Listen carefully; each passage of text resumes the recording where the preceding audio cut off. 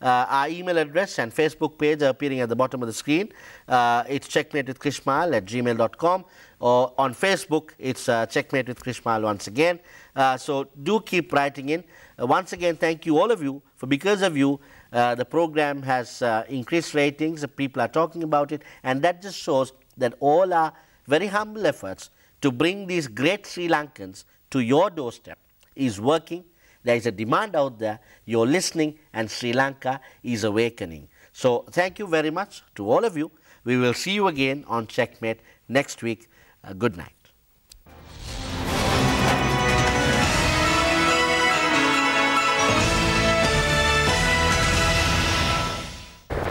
Well, we've come to the end of another Checkmate. Lives of ordinary people on an extraordinary journey. With the hope of seeing you again on another one of our programs, I'm about to bid you adieu. But I do so with these words from H.W. Longfellow. This is for you, future Sri Lanka. Heights by great men, reached and kept, were not attained by sudden flight. For they, whilst their companions slept, were toiling upwards in the night. The future of Sri Lanka is with you, our youth, our generations to come. Sri Lanka, go for it.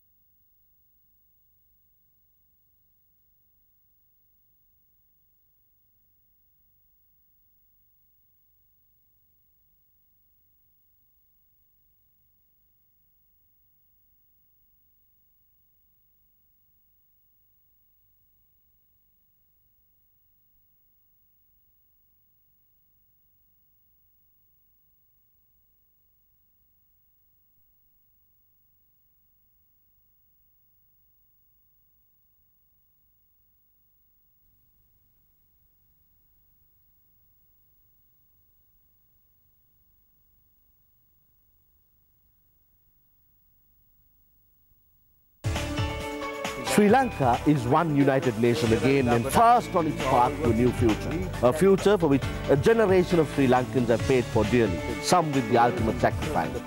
The Sri Lanka Rupawahini Corporation, being the premier television network in Sri Lanka, considered it our duty to be actively involved in the formulation of that future.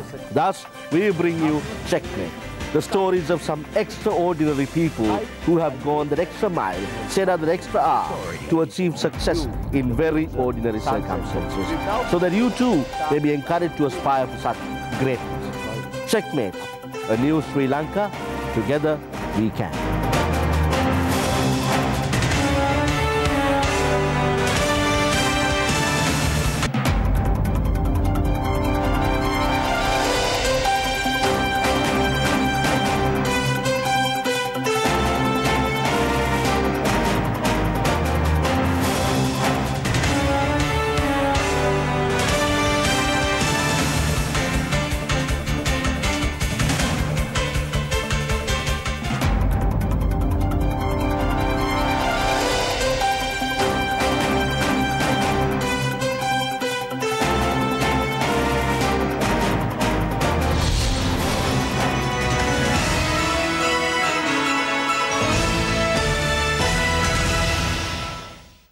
Hello everyone, and welcome once again to another program of Checkmate. Now, those of you who were with us last time will remember that we had to go to another program of Checkmate to complete our program with our guest, and that is Deshamani Bradman Weerakon, in whose privileged company we were. As you would remember, we covered an extensive area of his interactions with the civil service last time. But 50 years, almost 5 decades of civil service, one of our foremost civil servants, under 7 prime ministers, 9 heads of state, And you will remember that we did not quite find enough time to finish it in one program, and thus my production team very kindly allowed us to carry on to the following week, which is why we are here. And we thank Mr. Veerakon for once again coming to the studios and spending his valuable time with us to continue on Checkmate. Now, as we go along, there are also a few items of news that I'd like to share with you from the production team. But for those of you who have perhaps just enjoyed the season, may I take this opportunity on behalf of the production team of Rupavahini Corporation to wish you the very best of compliments of the season, and may the oncoming year and the months to follow be favourable ones and blessed and peaceful ones to all of us. Mr. Veerakon, welcome back to Checkmate. We are back here in your company. Thank you very much. Good to be back. Yes. If you remember, sir, we finished during the 70 to 77 era when you call yourself your exile in the rural area of Sri Lanka, and we now start with the tenure, the short tenure, I think, from in around 79, where once again you secretary to another prime minister, this time Prime Minister Premadasa, before he became president. A few words on that. Yes, this was the first time that I was serving a prime minister who was not an executive head. All the other prime ministers had been executive heads. There was a nominal governor general, but the executive president had come in the meantime, and there was now Mr. Jayawardena was executive president, with Mr. Premadasa holding the second position. He was kind of the lieutenant prime minister, Yes. and I was going to be his secretary. Yes. So I wondered how it would turn out, Yes. and yet it became a very exciting period because Premadasa was an exceptionally hard worker and had all kinds of innovative ideas. Every day he would have a new idea. You know, it was the ones that he got quite famous about were housing and the Gammudava program. And it was like that, you know, there were streams of new things coming out of his head. Of course, yes, we will speak much more about him when you served under him in his tenure as president. We could. But then so after that, 79, then you did that till about 83, I believe, was it? 83? Right. And then you became we had the unfortunate July incidents of 1983. Once again, you were in the hype of activity, as it were. You became the Commissioner General of Essential Services. That's right. A few quick words on that. Yes, that was a very special period of my life, I thought, because from doing straight administration, advising presidents and prime ministers, I was on my own here. President Jayawardena endowed me with a whole lot of power. You know, he had a Gazette Extraordinary which brought out the powers that you could requisition houses, ships, planes, even people. And I had to set up this big organization all immediately within 1 week. He gave me Royal College to do it in. Oh, really? Royal College was on vacation or leave, or everything had stopped because of the ethnic riots. And he said, you'll be happy to go to Royal College. I said, okay, I've never been there. Although you were a thought. Oh, I thought. So I went to Royal College and took over Royal College completely and made the entire place a place of little offices where you had people dealing with relief, people dealing with rehabilitation, people dealing with food. Essential services covered the whole gamut of public services, which had probably, as a result of the rioting and trouble, broken down. And so your mandate was then to make sure that all the essential services were provided throughout the country. Throughout the country. What sort of workforce were you manning at the time? I had I followed the principle of choosing 10 good men and asking them each to choose 10 other men, and so we soon had about 500 working for us, all connected with the ones who I knew. I didn't know that others indirectly. Yes. And it went on quite smoothly, gave them a lot of power as assistant commissioners looking after. So we looked after refugee camps. We had 100,000 people in camps straight away in 2 or 3 nights. And then we went into the outstations and dealt with Kandy and Anuradhapura and places like that. Where also there had been eruptions and people had been displaced. So there were displaced people who had to be given food. They had to be found employment later on. I did it for a year. And in that year, I think we achieved something to bring some relief to the records say people. The records say that. Well done. Then we come to another, as we discussed last time, for those of you who unfortunately may have not been with us, but don't worry, the production team always does replays of these programs, because I suppose they consider it too good for just one program. So we'll, for those of you who missed it last time, we will definitely have a replay going on. But as we were discussing, Mr. Veerakon, you've had this very rather uncanny ability to work with different regimes from diverse sides of the political divide, where you've continued to serve all heads of state and all prime ministers that you served equally in your capacity. Now, with all this accumulated experience, you have very seldom had to be exiled or sent out of office. Now we come to this tenure where you, in your memoirs, you call it your self-imposed exile, your tenure out of the country, where you go to the United Kingdom.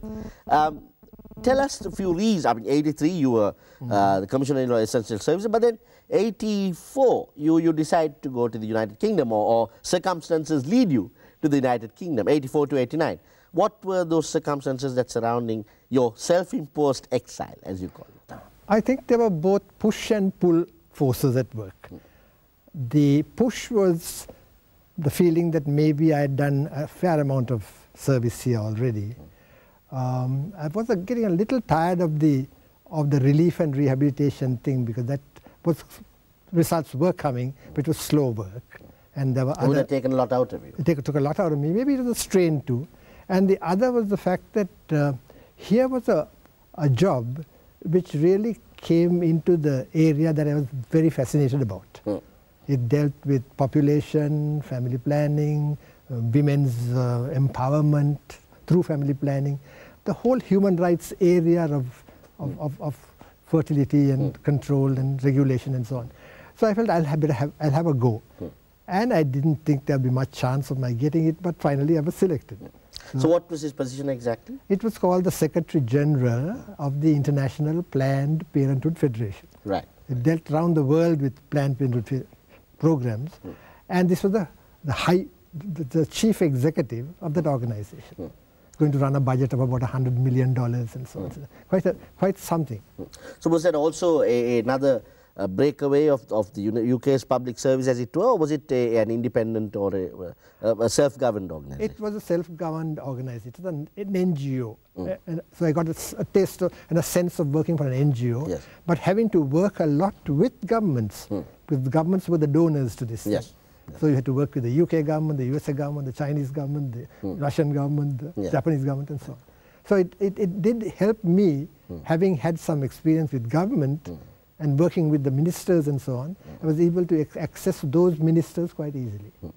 So then you finished this period in around 88, 89, I believe, 89. And then you returned during, I think, just around the time that Prime Minister Premadasa, whom you served as secretary, becomes president. Yes. And 89 to 93, once again, is an era that you give very vivid descriptions of. We will go to it in detail in a minute. And so what made you come back, 89, come back? Well, I'd finished a contract of 5 years. Right. And Mr. Premadasa had kept in touch with me.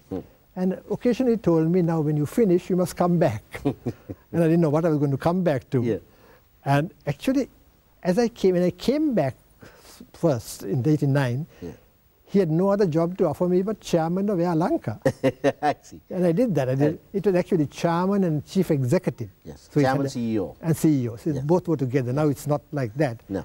So I did that very exciting job. And sure. Somebody said, you've changed from contraception to aviation. Well, if personal memories suffice, I do recall you doing a very good job as chairman of Air Lanka.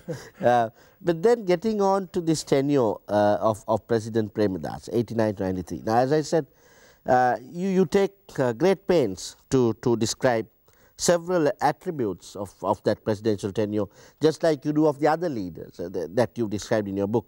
But some things that I found perhaps deserve a comment.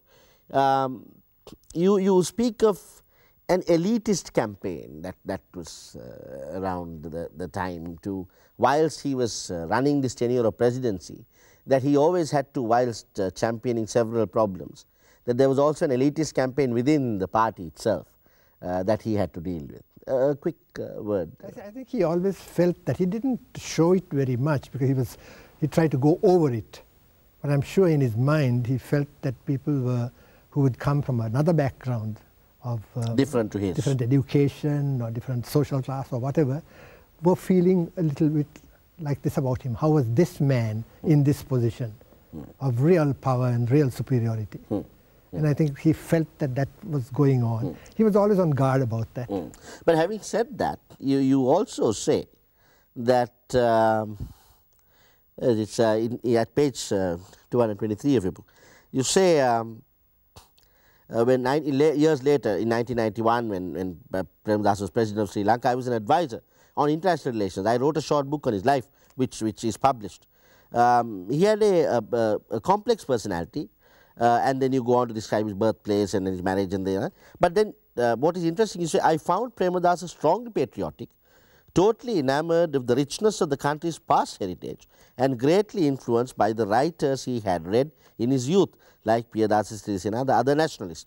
He was fervently critical of any attempt at painting the West look like the source of any enlightenment, or Britain a model that Sri Lanka might emulate. You want to elaborate? Yes, I think he always had that in his. He would go back and say, our country has produced so many people who were great. Let's follow their example, And he was constantly aware that the West was not to be looked at as a kind of superior area of people by superior people who would then be able to give us all the advice in a one way. He thought he had always something to contribute. And he would make this point very, very obvious at times. You refer to, I mean, you make several comments. Unfortunately, we don't have time to go into all of that. But you refer to him as a man who was always in a hurry. He was a man always in a hurry. And then you also speak of that particular speech he made in Kolkata, I believe. In Dhaka. In Dhaka, at the SAARC summit, where he spoke a few words in Bengali. Yes, he would try to do that too. He would learn the language of that particular place and feel that 3 or 4 minutes, he would go through a bit of tuition here with the Bangladeshi embassy, get the words right, very particular about pronunciation, English words or new words that he found. He wanted to do things absolutely right. Not doing it right would jar. A perfectionist of absolute perfection. Then very quickly we go through and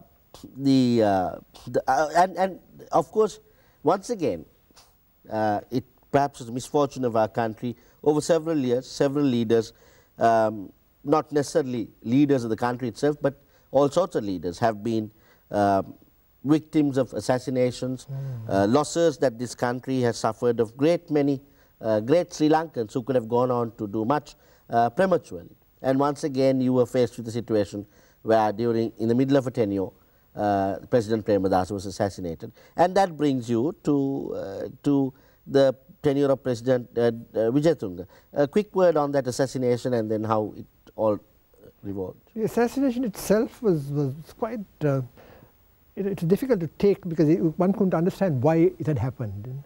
It had all kinds of elements in it. On the one hand, he had been quite generous with the LTT. And yes. The LTT had no particular reason to kill him. On the other hand, there had been sort of incidents which had occurred about Mr. Lalit Athurat Mudali's death also, which were there. Yes. So there were lots of assassinations and killings going on at that period. Around the time. One thing that I was very sad about was that there wasn't an assassination commission. Right. There wasn't a presidential commission investigating, like most people do about the assassinations most countries do, a commission. There are people who come and give evidence. There was some kind of actually going to what happened. What happened? There was people were arrested, people were released, I don't think there was even a court case finally. So it left me a little doubt about which you speak of there. Yes. A quick word on President Wijayatunga's tenure. Of course, it was not that long lasting. Yeah, Mr. Wijayatunga was a total relief from all of the excitement and hurry. Yeah. I mean, it was very sober, went on. I mean, it was quite a gentle, he was a very gentle man. Yeah. You know, he was the real... He also had a public service background, didn't he? He came from the postal department. He did have. He did, and he was quite good on that. You know, he was quite meticulous about timing and, you know, papers and so on. Yeah. But here, it was such a relaxation working with him from working with Prema. The hustle and bustle. That is the major difference I found in those 2 tenures. Yeah.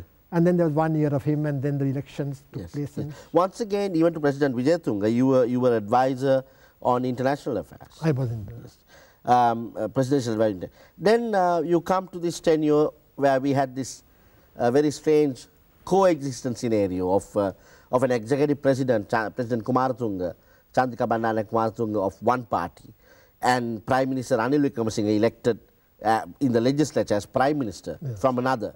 What was referred to in many political circles at the time, it was spoken of as a constitutional crisis. People were giving various their various views on it. But don't you think, before we come to that, in your book you're very quick to state that when you were asked to come once again as secretary to another Prime Minister, this was the 7th time, I believe, you were first reluctant and you told Prime Minister Wickremesinghe that you couldn't. Yes. Yes. A quick word. I was 72 at that time. You know, it's quite, quite an age to be asked to come back, not as an advisor, but as an executive, straight secretary to the Prime Minister. And I said, my goodness, do you know what you're asking? I won't be able to stand the day. And he said, well, I'd like to have you. And I said, well, 3 months? And he said, no, for the time I am Prime Minister. You first asked to work for 3 months. 3 months, and I said 1 year, and then it went on. So it was a rather reluctant beginning. But as it went on, I got more and more involved and immersed in the work he was doing. But he was trying to do something quite extraordinary. He was trying to bring peace. No? Yes. You remember the ceasefire? Yes. And you were very much involved in the peace process. Very much, and he was much, sort of questioned ceasefire and so on. But he was genuine about it. He tried to do his best from a position of war when people were being killed to a position of peace when few were being killed. And that would have been, of course, after your heart as well. It certainly was after my heart, because I'm very much a person who would like peace rather than violence. Ms. Veerakon, before we go to the actual, for the sake of viewers, the actual nitty-gritty of this civil servant, par excellence, is to speak of the public service itself, which is coming up in our next 2 segments. So before we very quickly go there, we couldn't go there without covering these 7 tenures under 9 heads of state, which is what took all this time. But before we go to that actual discussion on the public service, can I just ask you, on this cohabitation scenario, lots of people, as I said, have commented on it. But under our present very powerful executive system of government, is it, or at the time did we not see that 2003-04 era where there was an executive president from one party and a prime minister from another, the legislature having a majority of one party whilst the majority of the executive being on the other? Did we not see a check and a balance of these 2 powers? Did you not see that? We certainly did. Certainly did. I would say that there was also the feeling that we were being frustrated, but that's a constructive frustration. Exactly. That you frustrated from being absolutely powerful. From going and doing some mad thing, Yes. That before you do that thing, somebody else comes and says, look, you can't do that. Of course, there wasn't the power to prevent, because the budgetary controls and all that were with the Prime Minister, with Parliament. Yes. And in fact, there was an attempt really to control the budget and the allowances of the President. That's right. Which also failed because, because there has to be give and take. Yes. But in that first year, it was more the power on the side of the Prime Minister. Yes. And as the 1 year went, gradually it moved to the other. Yes. And she became more powerful. So there was a very interesting, the most interesting period of my life, I would think, when you had this for the first time. Challenging to work for the first time this contest. Yes. It would have been very challenging. I know. To work as secretary to the Prime Minister with all this tussle going on. Well, it was remarkable because when I used to contact her and work with her, and I was very pleased when in her time, when she was awarding national awards again, Yes. she is the one who awarded me this Deshamanya. Deshamanya. Yes. And as I went to receive it on stage, I said, I never expected this. And I said, I wanted to give it to you because you did not work with me. Well, there you go, folks. That's the caliber of the civil servant of Ayesthaya, a proud product of Sri Lanka, someone who has served the state well up to 50 years of his life, where he was working as he just said, as a prime minister of one political party, but the president from another political party would give him an accolade and make him a Deshamanya because he did not work for her, but he continued to be the civil servant that he ought to have been. Well, that's the privileged company that we are in today. But before we go to a quick break, a bit of news from the production team, as I always do. You may be very happy to note, particularly our constant viewers, that the production team led by Sanjeev and all of us behind the cameras do a tremendous job, particularly in the selection of our guests. As you know, it's a creme de la creme that actually make it to Checkmate, and that has been the major primary factor of your comments and the accreditations that we've been receiving. I am told by the production team that we've been receiving several responses, good ones, and accreditations even from several institutions of state and other institutions, and that is very, very encouraging. We are in utmost humility. We acknowledge those accreditations, your responses. We thank you for it. It is if there is any success at all to this climbing of ratings of this program and the amount of people who are watching it in all corners of the country on Rupavahini, it's your response. And thank you very much. You are the success behind Checkmate. Keep your responses coming in, and that encourages us to give you a better program every day. Once more, feedback on the content that we carry.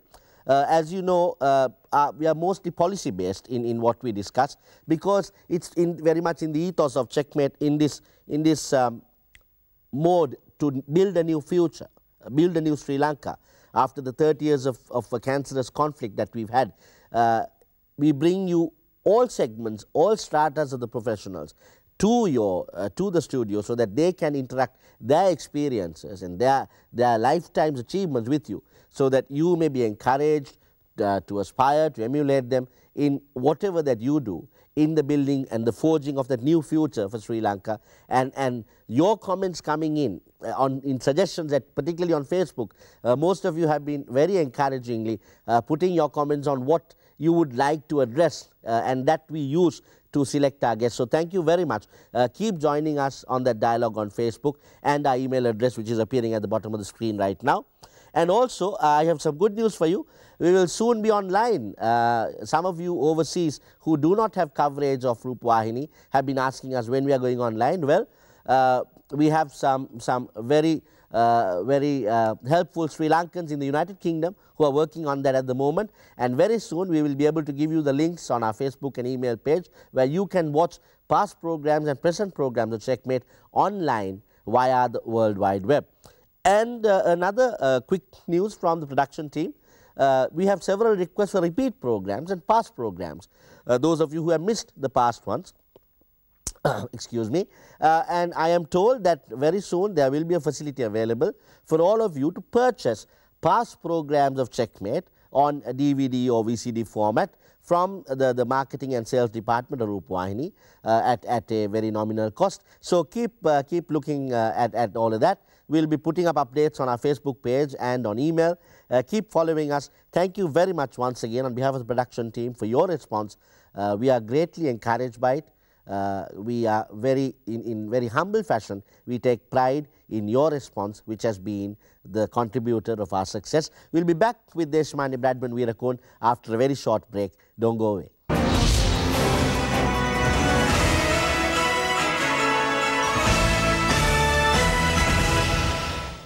Hello and welcome back. We are in the company of Deshamanya Bradman Weerakon on Checkmate tonight. And now we come to that area, Mr. Weerakon, the area of your expertise, as it were, which is the public service. Now, firstly, just to set the stage, you speak constantly in your writings about this difference between a civil servant, which you were, which is a servant of the state, and the difference between that and a servant who is for a short time a a political appointee, and how over time these two have infused, and the concept has got confused a little bit. So before we go to what you actually said, perhaps you would like to distinguish the two a little bit. Yes, because I think the very important difference is that if you are a public servant paid by the public purse, that's the treasury, you have come into and been recruited on the basis of your own ability, on merit. Then you come in at a certain level of acceptability to anybody, because you can serve anybody. Your masters may change with people electing them, but you serve them equally. Yes. If you come in as one of these temporary categories, you certainly do have obligations and are indebted to the particular party or the particular person, minister, who appointed you. Yes. So you have a different kind of relationship, both upwards with him and with the people to whom you are delivering services. Yes. And I think that's very important, because the delivery of services to people in a democracy must be equally to all. You cannot give preferred services to people who belong to a particular party and leave out the ones who don't. Because in every election it's really a 60-40 or so division that goes on. Yes. Now you were at an ideal place to discover the distinction between the two, because you were at one time the chair, after you did all these tenures as secretary, the chair of the Administrative Reforms Committee. And as its chair, following that tenure, at a public gathering in 2003, you are quoted as saying about this very question: public policy, the public service and politicization are probably areas that they are quite familiar with. When you talk of public policy, what are you talking about? How does it differ from party policy? When you talk of public service, there are a great many people who are paid through the public purse or the exchequer, but are they really public servants? And in politicization, what does it really mean? How far can you go in that direction without transgressing what could be a legitimate political direction by a minister? When does it become partisanship and therefore politicization? How does a public servant watching this, here is a man of 50 years of civil service, what is the direction that you can give this? I mean, how do you distinguish the two? What do you do? It's difficult. It's difficult. It's a thin line.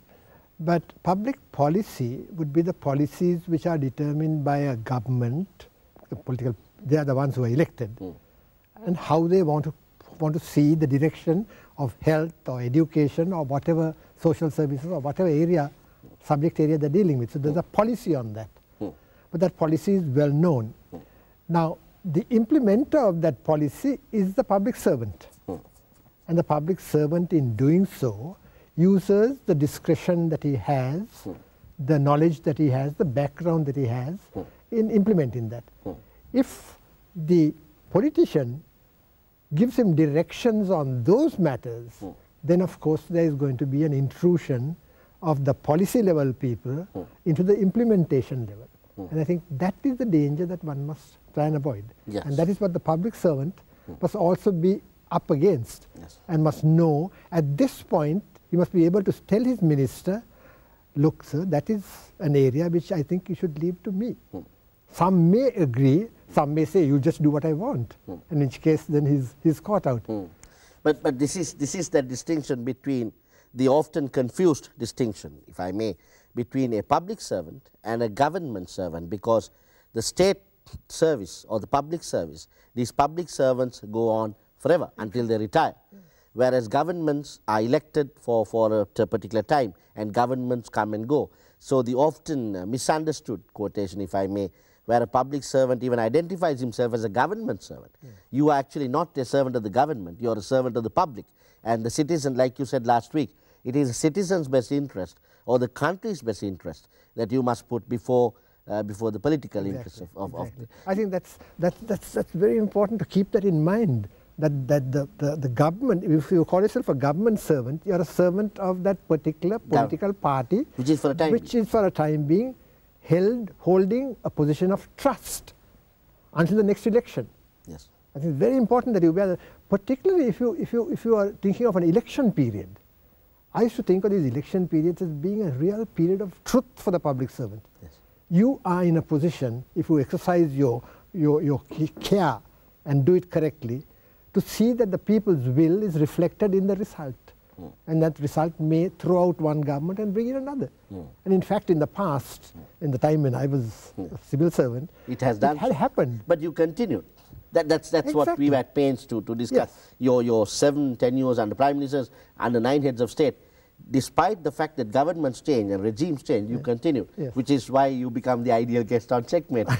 Now, Mr. Veerakoon, can I just take you to your 7 principles of public life that you refer to in one of your speeches? Perhaps this may be some guidance to those watching. You refer to 7 principles of public life that you think are implied somewhere in the Establishment's Code or the Constitution.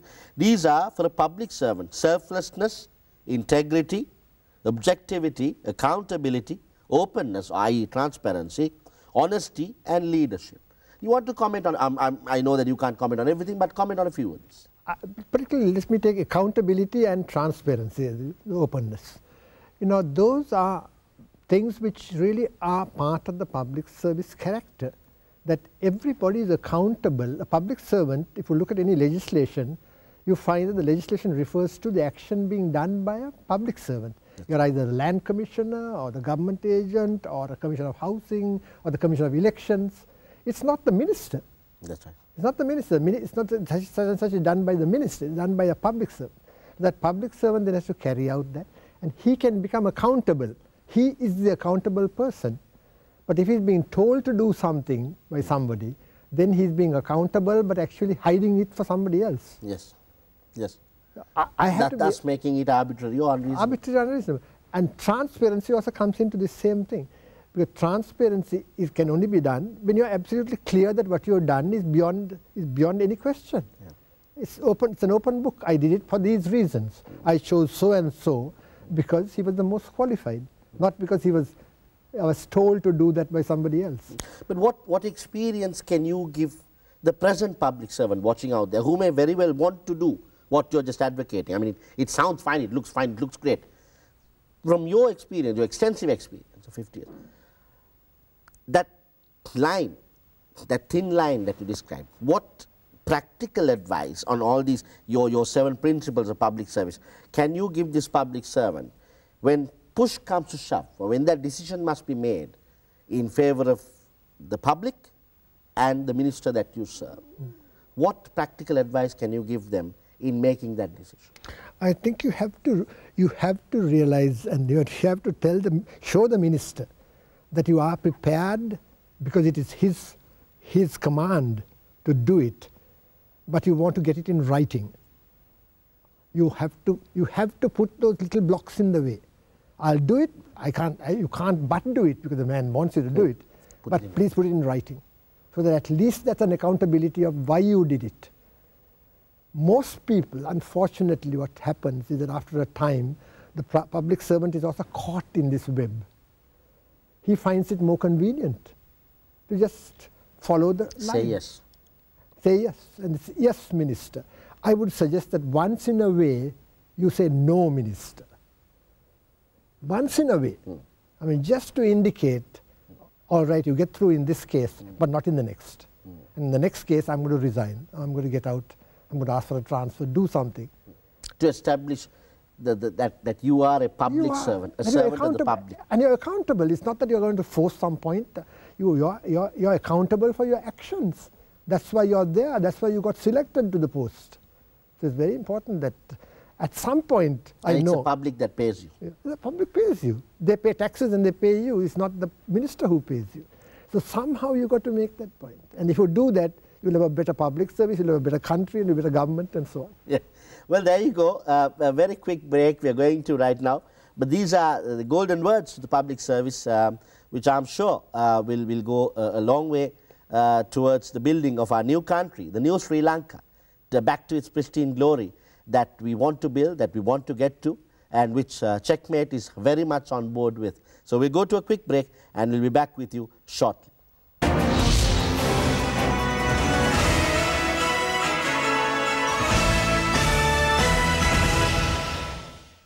Hello and welcome back. We are in the very privileged company of Deshmani Bradman Weerakon, a civil servant, over 50 years of service, and we are on the last segment of what has been 2 programs of Checkmate and not 1, because the material we had to cover was extensive.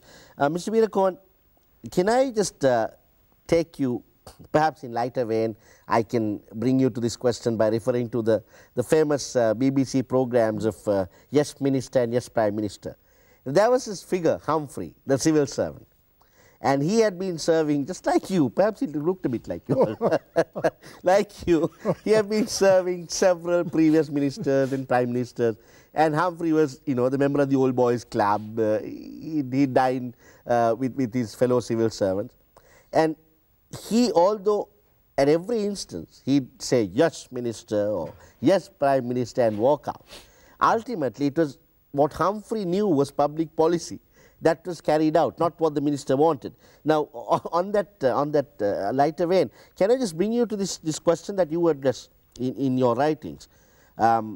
You discuss this problem of the area of public policy. What is public policy? Government has become a very difficult thing to comprehend for the average person, and also very difficult for the public servant who is supposed to deliver those goods and services to the people. Now, Mr. Weerakon, we are guided by a constitution, and in this there are some very detailed references to state policy, how policy should be formulated. Article 27 of the constitution, that the directive principles of state policy. This is what is supposed to guide all governments in the formulation of policy. Now, some of these things, like the promotion of welfare of the people, Article 27 2b, the promotion of welfare of the people by securing and protecting as effectively as it may a social order in which justice shall guide all institutions. Then 27 2e, equitable distribution amongst all citizens of the material resource of the community and the social product so as to best to subserve the common good.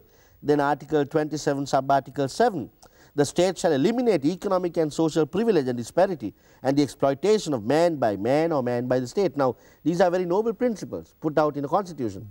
But how much of this is filtered down to you, the public servant, who is grappling with this, like you say, the policy every day? Do they have regular classes? Are they taught regularly? What does the structure have to educate the civil servant or the public servant that this is what the citizen requires of them? Yes, I think only a minimal education in that respect. You are expected to pick it up somewhere, but as far as the state goes, there are institutions like SLIDA, Sri Lanka Institute of Development Administration, you know, which might give you a set of lectures and so on. But I think more than anything else, how I personally benefited was from the mentoring that I had from the older ones, the ones whom you really looked up to. So you have to have a nucleus body of people who can be those persons. And the whole process of the cadetship, for example, the civil service, it's a mentoring process. You lived with that man, senior to you, you acquired his habits, you acquired his way of looking at things, and then you knew what to do instinctively. So all of this is very good, all of that from the Constitution. But I would think that the first thing to be done is for the political people also to read that. Yes. Let them understand what they're about when they make policy. Yes. That these are the kind of policies that should be made. Yeah, but that's what I'm coming to. That's where I speak of Humphrey.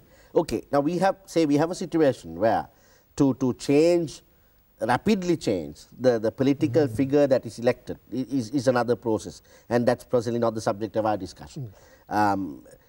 But the civil servant, the Humphrey, knew what the policy should be. So yes, there were political figures that came and went, but he would very diplomatically, not by getting into a conflict, very diplomatically, he would handle it in such a way that ultimately the policy that ought to have been formulated is formulated. How do we, with your experience at the back, how do we get Sri Lanka to at least close to that model? How do we get our public servants to one, be aware of the policy, and no matter what the temporary political figures decided, these servants who are dependent upon the public purse, the public money, who are paying their salaries, how do we get it to such stage where they are knowledgeable of the policy and they implement? I think there are two things there, yes. Certainly there is a need for more education, for more knowledge, for more discussion among groups, for more quality. There used to be quality circles, you know, all kinds of ideas came up in the past, where in a kachari or in a department, there are regular briefings. I found very useful was to have daily meetings with your heads of division, heads of staff. The different heads of department come together, daily sit with you for 15-20 minutes and be able to then acquire from you how you felt about the whole thing, so that you were passing down something. Now, while that can go on, the Humphreys of today have to deal with very different kind of ministers than that minister who could be taken for a ride, you know, say yes and then do something else. Yes. These ministers are much ruder now. They go right into it and they want to know exactly what happened. And they have that whole core of their own private people who are in the service too. The coordinating secretaries, this secretary, that secretary. Who are not public servants. Who are not public servants, who are personal servants or politically appointed public people, because they're paid by the public government servants. So they are the ones who just now keep nudging away and getting your public service to even get more and more caught up in this thing. So you can't get out of it. But there may be a way of releasing all of this energy that you can get through a nucleus group of public servants who begin to discuss among themselves. We don't have enough of that kind of lateral discussion among people. People act in watertight compartments. Well, could Checkmate suggest to Deshamani Bradman Veerakon that you be a figurehead in starting such a forum? I'm sure the viewer will be pleased to know that. I don't want to put you on the spot, you don't have to answer right now. But perhaps the people likes of you who have experience over the years should form yourself into that body where present-day public servants can just look up, ask you, talk to you, and have regular. Like I said, I don't want to put you on the spot, but perhaps that's an idea. Yeah, it's certainly an idea. You know, India has done much better than us. In India, there are administrative clubs, and there's a whole network of people in Delhi and various other main cities where they get together and talk about these things. So there are public servants talking to other public servants, discussing their problems, newer people brought in as members or listeners or observers. Nothing like that here, unfortunately. We are a different kind of society. Well, I think we'll start. We'll start with Checkmate. Let's start with Checkmate. Okay. Then another area, a related area that I'd like to take you to is this public policy once again, but from a different angle. Various parties, not just in Sri Lanka, perhaps Asia, all over the world, put out a manifesto before they face an election. You refer to it in this way. I think the most important point here is what is different between public policy and the policy of a party. Most people who have been writing about public policy would concede that when a party comes to power, is elected popularly by the people and has stated its manifesto or the basis in which the people exercise their choice between one and the other, then the manifesto becomes broadly the public policy for the period. Now, my first question is, of course, this discussion has also been in the UK, so much so that several writers have in fact written that one must make a manifesto accountable in a court of law. There is this argument that when you put out something, publish something, and you give it out to the public, the vote base, and the people vote on that, they are casting an expectation of you to carry that forward. And if it is not so, of course, the couple of test cases that they tried, they did not succeed, because the judiciary held that no, that did not come up to a binding contract, as it were. But of course, the argument is right that it must be accountable in some legal sense. Do you firstly think that people actually do vote on a manifesto? Are the people, yes, they may be able to read and write. We may have 100% or 98% literacy. But are people, from your experience of 50 years, have our people come to that stage where they actually decide on a manifesto, look at a manifesto, read a manifesto and vote? Or are we still voting along party lines? I think we are voting on party lines and also for people. You know, we look at personalities, that personality of that party. Sometimes even if he changes parties and goes somewhere else, they'll vote for him as a personality.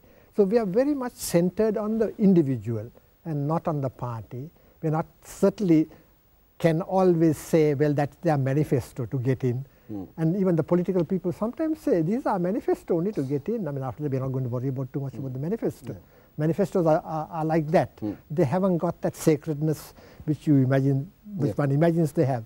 But certainly, to get on the next point that you take, the manifesto is translated into policy, which is then backed up by budgets. That's right. The budgetary control is the major thing which then tells you whether your policy is going to be actually implemented or not. Yeah. And budgetary control is very important, and then there's the accountability of Parliament. The Parliament must pass it. That's right. But unfortunately, with massive, when you get more and more larger majorities in Parliament, then budgets are not so important. The audit control is not so important. The COPE reports is... Because you have a majority anyway. You've got a majority and you get through it anyway. Yes. So you need this fairly close, I don't know how you can devise that as well.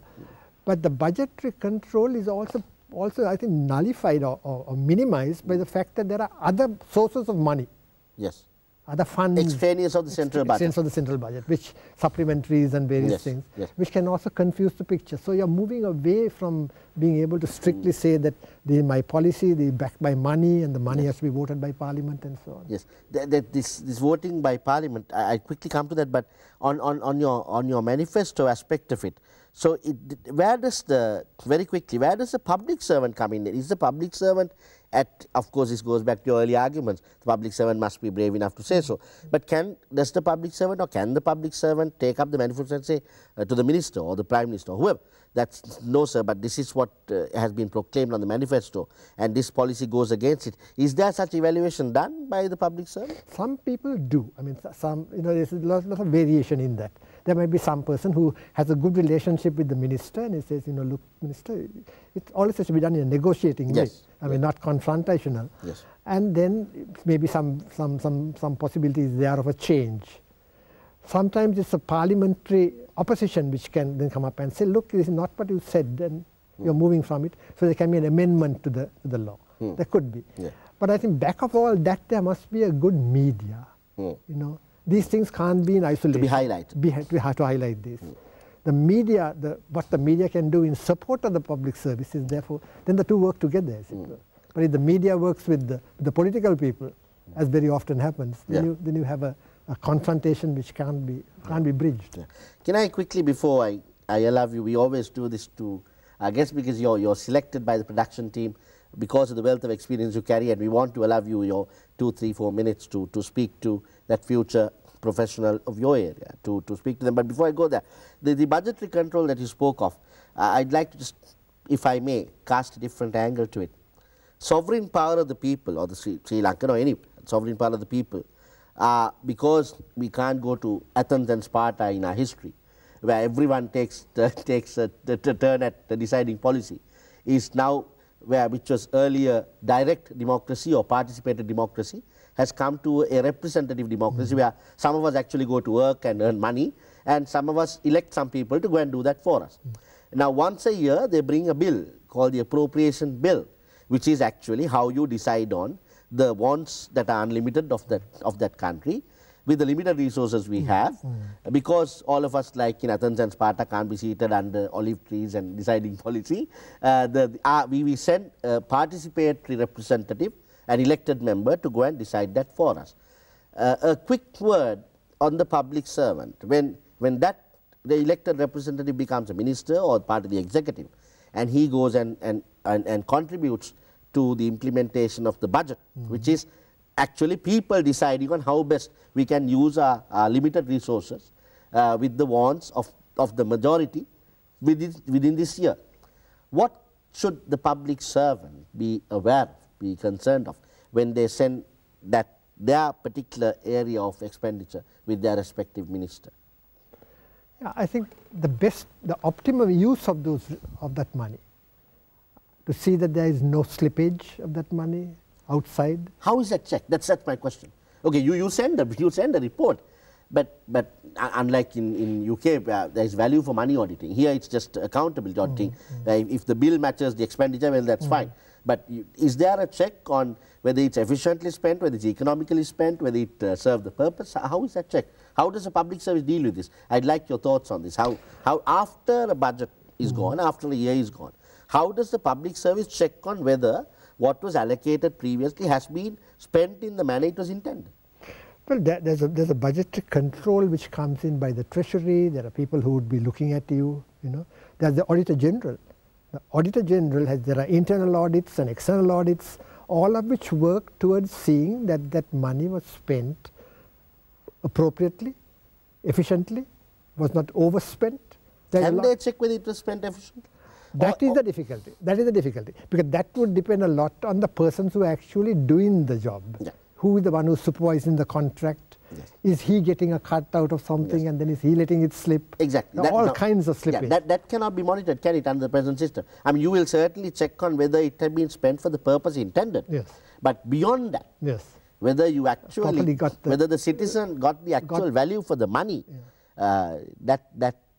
one of the ideas is that the public should be concerned with that as well. For example, Premadasa was a great guy on this. He would say, if you're doing a village culvert even, put up on a board the amount of money that is available for that culvert and ask the public also to watch what's going on. Oh, I see. And send in petitions or send in complaints that it has not been done, shoddy work has been done. If they feel that the money, money has not been. Yes. That's possibly a good idea. That's an idea. For the public servants to pick up. So you tell the public exactly how much money is going to be used on this project, so that if the public had a complaint, they can immediately say it. Yeah. Good. Well, here is your little occasion. Not little. You can take as much. Perhaps I'd like to bring you to it by speaking of your 4 freedoms that you speak of. You speak of the 4 freedoms of ignorance, of disease, from want and fear, and you say that if these 4 fears are overcome, then it'll be a healthy society in all angles. What is Deshamani Bradman Veerakon's message to the public servant watching out there, the future Sri Lankan, who will take on the mantle of the civil service, who will take our duties to serve us? What's your message to them? Well, let me start like this. When I was 18 years old, I listened to this fabulous speech that Mr. Bandaranaike made at Independence, the first Independence Day. That's where the 4 freedoms came in. He said, this freedom we are talking about will be just a mere, rhetorical thing without meaning until we achieve those 4 freedoms. Freedom from ignorance for our people, freedom from disease, so that nobody is diseased as long as you can possibly cure it or prevent it. Nobody is in want and nobody is in fear. Now, those are enormous things. They're very simple words, but the profoundness of it is terrific. I mean, if the public servant can also regard himself as being the bearer of this tradition of giving freedom to be empowering people to be not ignorant, not with disease, not with want, not with fear, and somehow in association with, of course, the political people. You can't do it alone. That could be the way in which we could go to this better Lanka that we're looking at. I've been measuring for 60 years, actually, every year, how have we done. If I'm asked for an Independence Day message of my own, I always say, okay, let's try and see how far we've got. On ignorance, we've got literacy and so and so. But there are many things that you referred to too, in which we are quite ignorant. Our people are not knowledgeable about so many things. On disease, we've conquered disease to some extent, but there's yet another emerging diseases coming, HIV, AIDS, all kinds of things. Want, we say we are population, the poverty rate is down to 9%, but we know that there are millions of people who are on Samruddhi. There may be 7 million people, I think, who families on Samruddhi. How do that coincide with this 9% poverty thing? And how do you account for it? And fear. We got rid of terrorism, okay. But then are we less fearful now of anything? Are we living in a fearless society?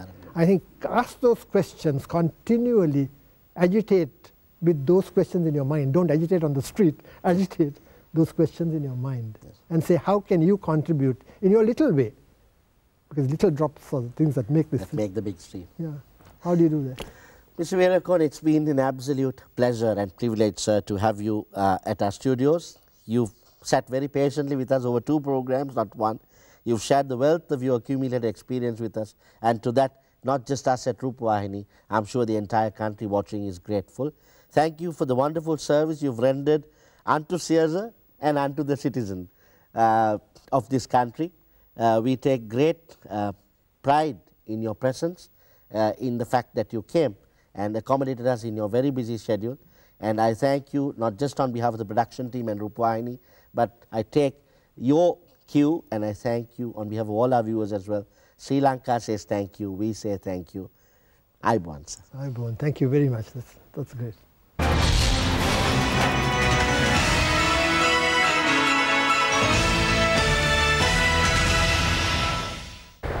Well, we've come to the end of another Checkmate. Lives of ordinary people on an extraordinary journey. With the hope of seeing you again on another one of our programs, I'm about to bid you adieu. But I do so with these words from H.W. Longfellow. This is for you, future Sri Lanka. Heights by great men, reached and kept, were not attained by sudden flight. For they, whilst their companions slept, were toiling upwards in the night. The future of Sri Lanka is with you, our youth, our generations to come. Sri Lanka, go for it.